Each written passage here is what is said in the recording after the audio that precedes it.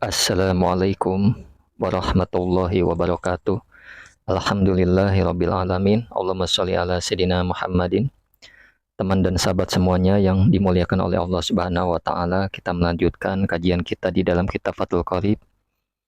Sudah sampai ke pembahasan macam-macam tawanan. Masih di dalam bab jihad. Qala al-musannifu rahimallahu taala nafa'nallahu bihi wa bi'ulumihi fi darini amin.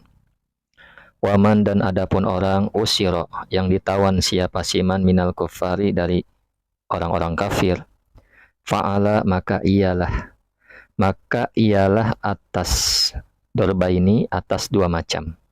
Fa'ala maka ialah dorba ini atas dua macam. Jadi orang yang ditawan, yakni orang-orang kafir yang ditawan itu atas dua macam. Yang mana dua dorbin, yaitu macam la takhira, yang tiada pilihan, itu maujud fihi di dalam dorbun lil imami bagi seorang imam. Bal tetapi yakunu ada apa dorbun roqiqon ialah budak. Wapiba dinusahi di dalam sebagian naskah badala yakunu yaitu mengganti lapat yakunu yasiru ialah yasiru. Nah, jadi kawanan orang-orang kafir itu terbagi dua macam. Nah, salah satunya adalah yang pertama adalah tidak ada pilihan, la takhira. Tidak ada pilihan lain di dalam macam tersebut bagi imam, tetapi atau bahkan macam tersebut itu menjadi budak. Artinya pilihan macam tersebut menjadi budak. Artinya tawanan tersebut menjadi budak secara otomatis. Binafsis sabiyi dengan semata-mata ditawan, dengan sendirinya tawanan ay al-akhdi maksudnya ditangkap. Jadi tawanan dari pihak kaum kafir ada dua kelompok. Satu kelompok adalah kelompok yang tidak ada hak bagi imam untuk memilih kebijakan. Artinya nggak ada punya kebijakan seorang imam ini. Bahkan mereka itu yang ditawan langsung secara otomatis menjadi budak dengan penawanan tersebut. Jadi di dalam sebagian redaksi menggunakan lapat yasiru bukan yakunu. Seperti itu. Kemudian bismillahirrahmanirrahim. Siapakah mereka? Wahum, adapun mereka asibianu ialah anak kecil. Wan nisa'u dan perempuan. Sibianul kufar maksudnya anak kecilnya orang-orang kafir, artinya anak kecil orang kafir. Wan nisa'uhum dan anak-anak perempuan, maksudnya perempuan-perempuan mereka, yakni istri-istri orang kafir, seperti itu. Ya, inilah mereka yang ditawan, yang dijadikan budak, anak kecil, anaknya orang kafir, istri-istrinya orang kafir. Wa yulhaqu dan disamakan bima dengan sesuatu dzukira yang disebutkan. Apa ma al-khonasa siapa para banci, wal majaninu dan orang gila. Kaum khunsa atau banci lah orang yang jenis kelamin ganda, dan orang-orang gila disamakan dengan mereka, yakni anak kecil atau perempuan yang kafir. Wa kharaja dan mengecualikan bil kufari dengan orang-orang kafir nisaul muslimina siapa perempuan-perempuan muslim li'annal asra karena sesungguhnya penawanan la yutasawwaru ialah tidak digambarkan apa penawanan fil muslimina di dalam kaum muslim, pada orang-orang Islam maksudnya. Jadi dengan keterangan pihak kaum kafir mengecualikan pihak kaum kafir, yaitu perempuan-perempuan Islam, perempuan-perempuan Muslim, karena mereka itu karena sungguhnya penawanan tidak bisa diberlakukan pada kaum muslimin. Jadi tawanan itu ya orang kafir, baik mereka perempuan maupun anak kecil, nah itu ditawan. Tapi kalau perempuan Islam itu tidak ditawan dan tidak dijadikan budak tentunya. Kemudian wadorbin dan satu macam lagi la yurokku ialah tidak dijadikan budak apa dorbun, maksudnya macam binafsis sabi dengan semata-mata ditawan. Wahum adapun mereka. Jadi satu kelompok lagi adalah kelompok yang tidak langsung menjadi budak dengan penawanan tersebut. Nah, ini ada pilihan ternyata. Siapakah mereka? Wahum adapun mereka al-kuffaru ialah orang kafir. Al-asliyuna yang asli siapa orang kafir? Arijalu ialah laki-laki, wal baliguna yang balik ya. Jadi wahum arijalu wal baliguna ini matannya. Adapun mereka laki-laki dan sudah balik. Nah, namun musannif Fathul Qorib mensala adalah wahum itu al-kufaru al-asliyun orang kafir yang asli.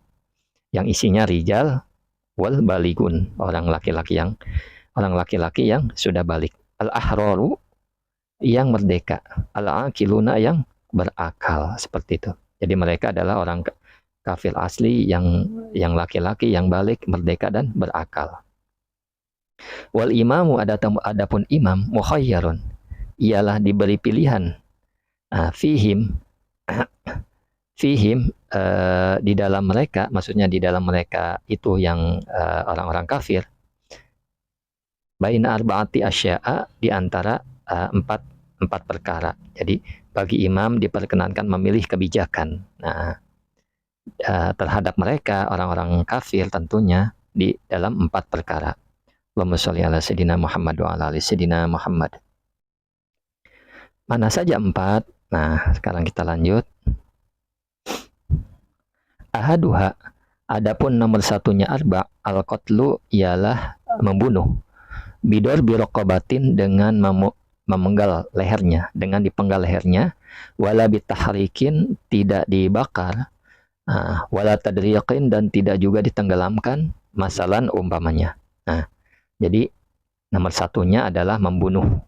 Tawanan itu dibunuh dengan memenggal leher tawanan tersebut, tidak membakar dan tidak menenggelamkan, artinya tidak menyiksa mereka. Membunuh dengan cara yang terhormat, dengan dipenggal lehernya, seperti itu. Jadi ini langkah pertama yang dipilih oleh imam ketika dia hendak mau diapakan ini tawanan ini. Dibunuh boleh sesuai dengan maslahat sebenarnya. Wasani, dan adapun yang kedua al-istilqaq. Wasani, adapun yang kedua al-istilqaqu ialah menjadikan budak. Jadi tawanan ini yang kedua adalah dijadikan budak. Wa hukmuhum, dan adapun hukumnya mereka ba'dal istilqaqi, setelah dijadikan budak. Kemudian kabaqiyatil amwali al-ghanimati, ialah seperti sisa-sisa harta rampasan perang, seperti itu. Jadi yang kedua adalah tawanan ini dijadikan budak. Hukum mereka setelah dijadikan budak adalah seperti hukum harta ghanimah, seperti rampasan perang. Jadi ya budak ini mereka ini tawanan setelah dijadikan budak ini seperti macam harta rampasan perang, seperti itu ya. Wasalisu, dan adapun yang ketiga al-mannu ialah memberi anugerah alaihim atasnya mereka para tawanan, bitahliyati sabilihim dengan melepas jalan mereka. Jadi yang ketiga adalah memberi anugerah kepada mereka, artinya dengan membebaskan jalan mereka, artinya dibebaskan. Jadi yang pertama ini dihukum, dibunuh maksudnya, dibunuh, dipenggal lehernya. Yang kedua ini dijadikan budak. Yang ketiga ini dibebaskan. Nah, sekarang yang keempat. Warabi'u, adapun yang keempat adalah al-fidyatu, ialah minta tebusan. Imma bil mali, ada kalanya dengan harta, au birrijali, atau dengan orang. Ai al-aslo, maksudnya dengan orang. Disarah oleh musannif Fathul Qorib ini tawanan. Orang ini maksudnya tawanan. Minal muslimina, dari orang-orang Islam. Nah, yang keempat ini adalah meminta tebusan.